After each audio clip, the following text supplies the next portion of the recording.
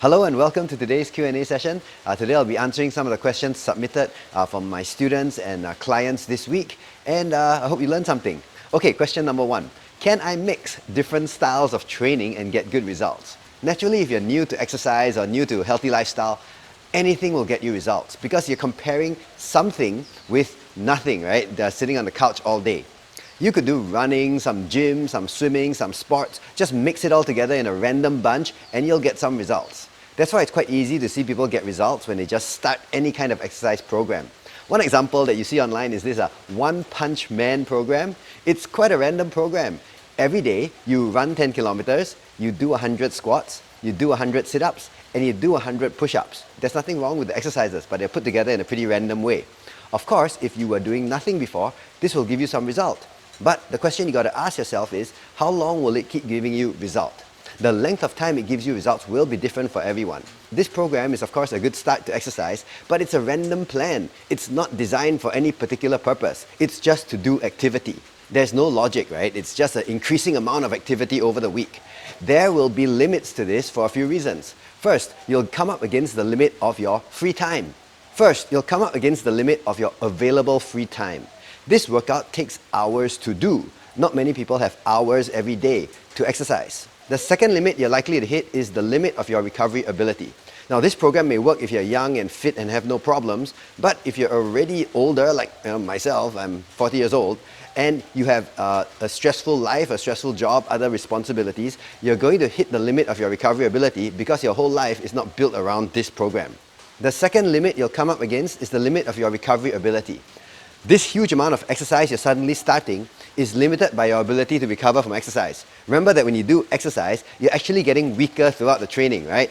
It's only when you start to recover by eating and sleeping that you get better.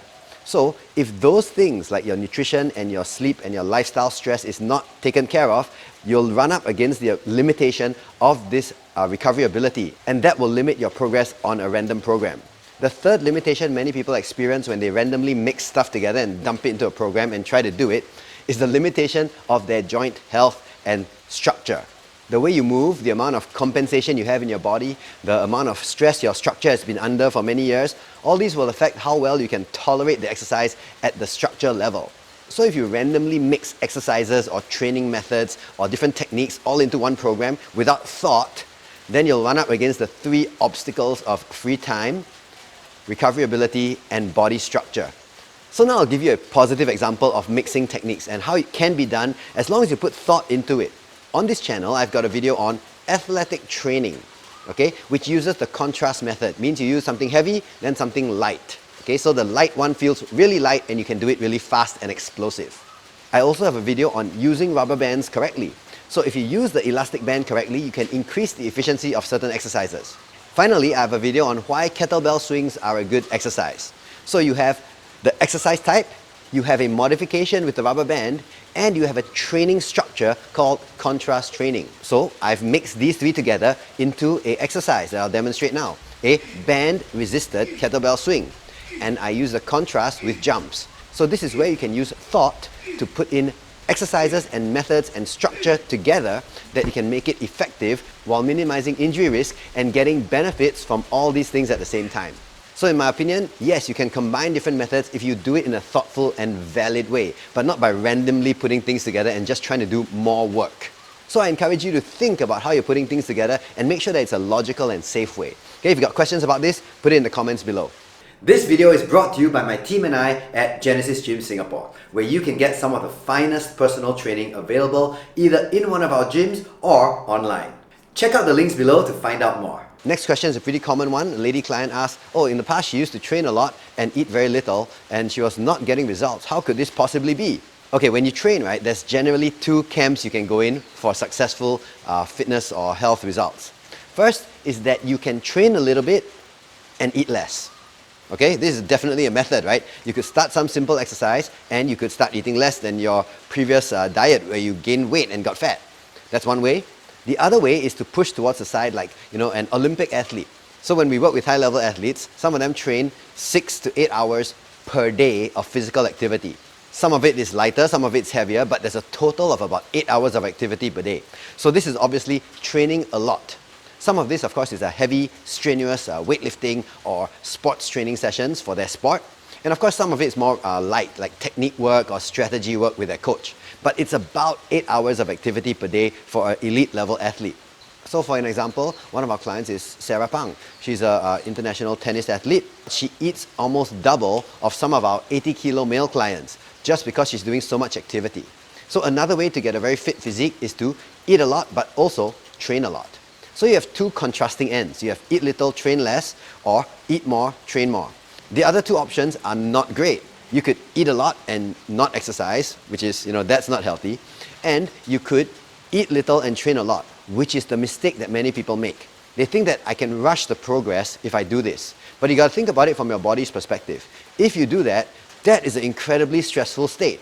From a biological survival perspective, that's like running around in the jungle with no food. Because, being chased by tigers all day and you can't find food, so you have to keep moving all the time. In that condition, your body will definitely do two things. It will hold on to fat because you want to keep fat just in case there's not enough food. The second thing it will do is that it will raise stress hormones and break down muscle. When you raise stress hormones, because you have no food, it's a very stressful state. Yes, it's good because the body will get up and say, go and find food, and it will make you stressed up to go and find food. But it will also start to break down lean tissue. And for anyone who's ever tried to exercise to get stronger or fitter or more muscular, you know how difficult it is to put on muscle. You don't want your body breaking down lean tissue because it thinks it's a very stressful situation and it needs the lean tissue for energy and also to conserve energy because the lean tissue is going to be energy using all the time. That's why we want muscle to lose weight, right? You have more muscle, you burn more calories per day. But now the body knows you're burning too many calories. It's a stressful situation. I better conserve food and calories, so I'm going to break down muscle so you use less per day, which is the opposite of what you want when you're trying to lose weight. So the only two long-term successful options are eat less, train less, and eat more, train more. As a person who maybe starts off unfit, you probably want to start with the eat less, train less because you don't have the recovery ability to train more. But as you get more experienced and fitter, you slowly want to push yourself to the eat more, train more type of training. The overall result for that is usually better as long as you stay within your body's ability to recover. Okay, next question. Another lady asked, I've been training and I don't want to get big legs. I think they look ugly. So how do I get fit without getting big legs? For this question, when I answer it, we got to consider and be clear what big legs are. Okay, so if you want to have super skinny legs like a photoshopped fashion model, that's probably not realistic, number one, and it's probably not good, number two. Right? Because women tend to have a different leg shape because their hips are wider. There's a different angle at the knee, right? So it's called the Q angle, and women have a bigger angle, which means that their knees are generally under a bit more stress. It's necessary for ladies because they have wider hips to give birth to children. So their knee structure is not as ideal for heavy exercise. So what happens is that they need to actually train legs to protect their knees so that they can do physical activity safely. Right, so knee injuries in lady athletes is higher than men just because of their biological structure. So having zero muscle on your legs and not training them at all is not really a good option for a lady's long-term knee health. Now, of course, most ladies do not want gigantic tree trunk legs. So what is the balance here? Okay, for most of our female clients, what we do is that we give them leg training, but if they're afraid that their legs are too big, or some ladies are genetically have bigger legs, what you want to do is that you want to limit the training volume you put on the legs, which means that you don't do lots and lots of sets and reps. If you plan the training properly, you can do lower rep training, lesser sets, but precisely train the muscles that are weak. So of course, defining what muscles are weak, you can of course do physical tests, or you can do muscle testing, or you can just look at the shape of the leg. So you focus on the leg muscles that are weak, and you don't do a lot of training. For ladies, that might mean your choice of cardio may need to change. If you do spin class, it's all legs and it's all intense leg training. For many ladies, a spin class actually is strength training because the volume of training is very high. You do thousands of repetitions.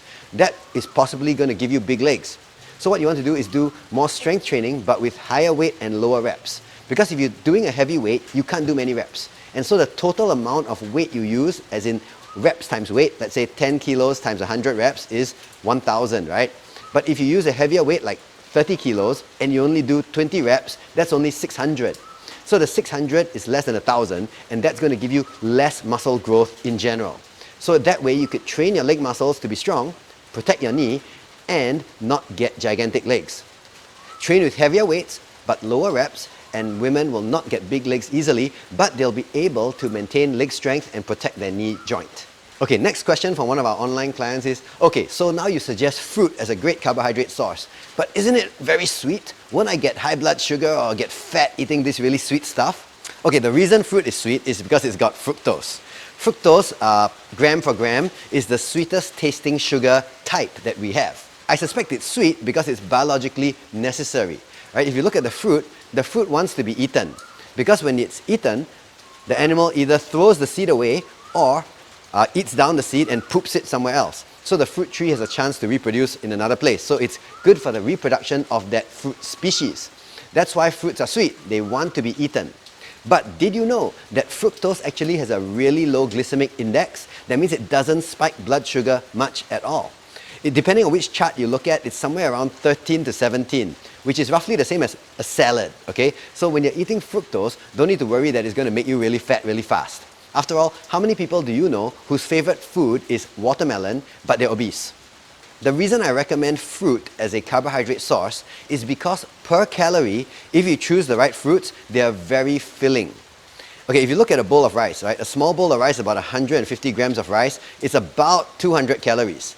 So you've all eaten a bowl of rice, you know roughly how full that makes you. Now, to get that same amount of calories, you need to eat about 4 apples. Which do you think makes you more full? 4 apples or a small bowl of rice? And that is why we recommend fruit as a carbohydrate source. Per calorie, it makes you more full because the distension of the stomach is one of the fullness indicators to the brain. When the food is bigger, the brain says, hey, that must be filling, so I'm going to be less hungry and less hunger signals to you. And then you're more likely to succeed on a diet plan because any sort of diet plan, one of the key considerations is it sustainable? And if it gives you less hunger pangs, it's definitely more sustainable. Finally, you need to consider that fructose fills liver glycogen stores. Okay? And liver glycogen is the level of energy, it's a type of sugar, it's a level of energy in the liver. So the body looks at liver glycogen as like an indicator of how much food there is in the environment. After all, the liver glycogen is like an emergency fuel tank. If you look at the emergency tank and see there's no fuel, that means that the whole vehicle has no fuel. That's very stressful. The body will raise stress hormones, ask you to get up out of your bed and wake up and go and find food because there's no fuel even in the emergency tank. But if the emergency tank is full, the body says, hey, the environment must be very stress-free, it must be a good, healthy environment, there's plenty of food, just relax. Okay? So, bad liver glycogen levels all the time, which is also what happens in very low calorie or low carb diets, will make your liver feel that, wow, man, there's no food. Raise those stress hormones, which like we talked about before, will raise your blood sugar by breaking down your muscle into blood sugar. And this will also slow your metabolism because you're breaking down muscle and under a high stress load, metabolism also slows down. So you want fructose to fill up liver glycogen. You want fruit because it makes you full, which helps you stick to a healthy diet plan. And all these add together to give you better results from your training and your nutrition plan. That's why I recommend fruit as a good carbohydrate source for many people who want to lose weight. Okay, final question of the week. What do you think of Athlean-X using fake weights? Okay, so I have YouTube videos, but I'm a beginner on YouTube. This Athlean-X has been around for many years and is quite possibly the most famous fitness channel on YouTube. But this guy has been caught using fake weights and lying about how strong he is to sell training programs and to increase the popularity of his channel. I mean, nobody wants to see you lift tiny little weights, right? They want to see you be exceptionally strong. Of course, I don't know the person at a personal level, but I do have a problem with this, where you use fake stuff to sell something. Just like I think many of us would have a problem if we have fake advertising or a product claims it's something when it's not. I think it would be kind of different if the person was an actor and they played the role of a superhero who is super strong, and in a movie they lift super large weights that are actually fake. Because we know that's fake and we're paying money to watch something, being played out as a story. So there's no problem with that. But Athlean-X brand is as an educational brand. And personally, I teach at the university. I also make the videos that you're watching right now. So I consider myself an educator, and I think educators have to be held to even higher standards than regular people producing videos on YouTube. But as an educator, of course, I encourage you to think for yourself. So for this Athlean-X fake weight situation, I just want you to consider a few questions, all right? And then you can come to your own conclusions. The first is, how important is truth to you? How true must truth be before it's truth, right? If it's 95% true, 90% true, or does it have to be 100%? For example, in any relationship, how many times can I lie to you before you stop trusting me? That's one question. The second question is, back to relationships. Would this behavior be acceptable in another relationship? You know, in a relationship with your spouse, with your children, with your colleagues, with your boss. Is this okay? The third question, is this behavior acceptable in other products? Right? I'm filming this video on a Sony camera. So if Sony suggests that the camera can do certain things and achieve a certain type of video, but if that video was achieved in a special studio with special lighting, with special video editing techniques that you don't even know about or that you've never used, would that still be okay? The next question is, do you think that educators should be held to a higher standard than people making videos for entertainment? The next question is, if there's a lie in one area, how does that make you feel about things said teaching you in other areas? And finally, if the most famous person on YouTube lies about stuff, how does that make you feel about the rest of the health and fitness industry? So those are the questions I'd like to leave with you. Please think about them, come to your own conclusions, and that's the end of this question and answer session. I hope you've learned something, and if you found this useful, please subscribe to my channel. I look forward to making more truthful and useful fitness content for you.